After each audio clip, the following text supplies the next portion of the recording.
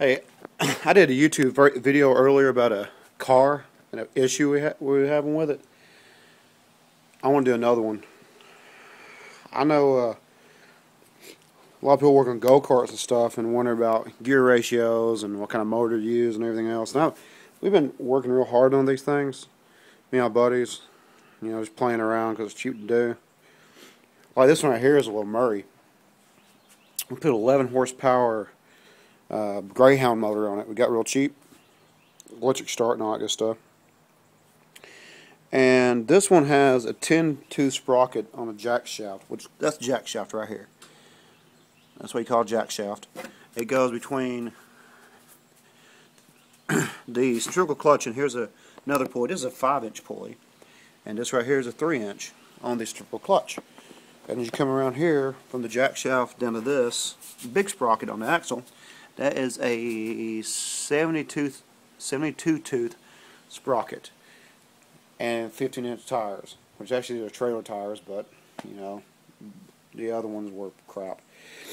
Anywho, even with 11 horsepower running at 3,600 RPMs, with that combo, you get a whole 13 miles per hour. But if you change just this right here on the jack shaft to a 20-tooth sprocket, you can achieve 32 miles per hour. So, and that's also putting 18-inch tires on versus 15-inch tires. That'll give you 32 miles per hour. And that's doing a whole bunch of math and everything. One thing I don't like about using a V-belt design is that you get slippage. The centrifugal clutch is doing okay, but it's kind of a heavy machine, and the V-belt's slipping. This is a heavy-duty centrifugal clutch. So what we're going to do is build a tensioner pulley, which will mount here, and we're going to have, it's going to be bullet assembled, not spring, and it's going to press down on this belt here and keep tension so it doesn't slip so bad. But I have a couple others out here. I have one with a 6.5 horsepower Tecumseh motor on it, and we just did gear modification to it also. Took out a torque converter and put in a centrifugal clutch instead, because torque converters, they have a problem grabbing up and releasing weird. So there's a standard train driven centrifugal clutch, going to the jack shaft with 20-tooth gear, and then going to a 12-tooth, dropping down to a 48, and that gives us about 26 miles per hour, and get there pretty quickly. I mean, it doesn't have a problem pulling it. This other one I have, I made this wheelbarrow, keep the rain off of it.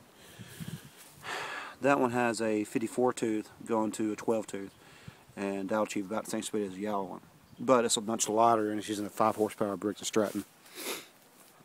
And my buddies we've been working on, he has 6.5 horsepower. It's the Northern Tool brand. Let's see, what is it? Well, anyhow, it's kind of like the Predator, sell at Harbor Freight. And we jacked it up to 4,600 RPMs, and with the gear combo, we're getting 32 miles per hour. So which is really fast for a small go-kart.